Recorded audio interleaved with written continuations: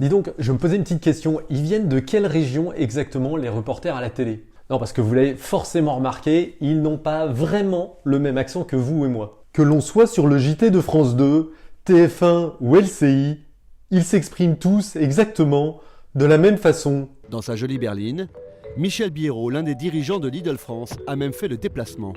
Dans sa jolie berline, Michel Biérot, l'un des dirigeants de Lidl France, a même fait le déplacement. Bon alors vous allez peut-être me trouver un peu bizarre de me poser cette question, mais en fait c'est un sujet qui a l'air de préoccuper pas mal de monde sur les forums, en France mais également dans d'autres pays du monde. Et l'une des explications que j'ai trouvées pour expliquer cette prosodie pittoresque est historique.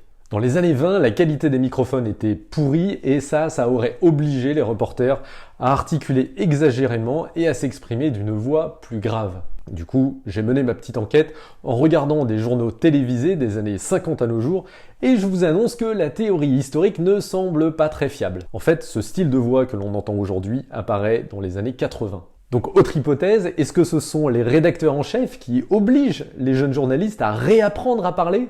Si l'on en croit une interview de l'ancien rédac-chef de France 2, Pascal Doucet-Bon, c'est plutôt tout le contraire. Selon lui, les chefs sont les premiers à se plaindre de ces voix ridicules. Mais on peut en douter en écoutant l'une de ces anciennes journalistes. Pas de bonne voix, pas de contrat.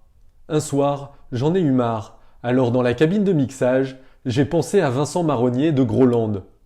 J'ai baissé ma voix de 3 octaves, et là, de l'autre côté de la vitre, j'ai vu mon chef me faire des grands signes, tout content.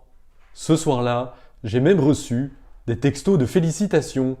Bravo, tu vois, ta voix, tu l'as enfin trouvée. Ce qui est certain, c'est que cette voix a un avantage objectif. Elle se fait oublier au profit du fond du reportage. Et ouais, si le journaliste venait du fin fond de Perpignan ou de l'Alsace, pas sûr que ça ne nous perturberait pas un tout petit peu.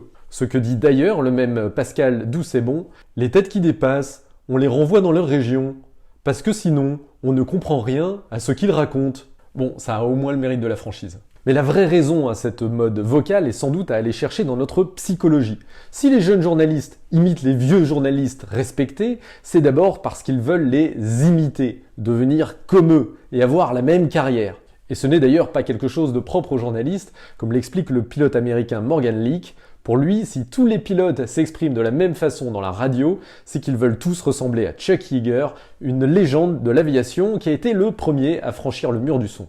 Dans les entreprises, c'est un peu pareil et l'on observe que telle expression venue d'un chef peut produire un véritable effet de mode. Je me rappelle par exemple avec émotion de l'arrivée de Touchy. Pop pop pop vieux, ça c'est un sujet hyper touchy. Ou de l'expression à date dont le nombre d'occurrences semble littéralement exploser. Bon donc à date il reste 200 jours de budget. Tout ça n'est finalement que l'avatar d'un biais comportemental bien connu, l'instinct grégaire.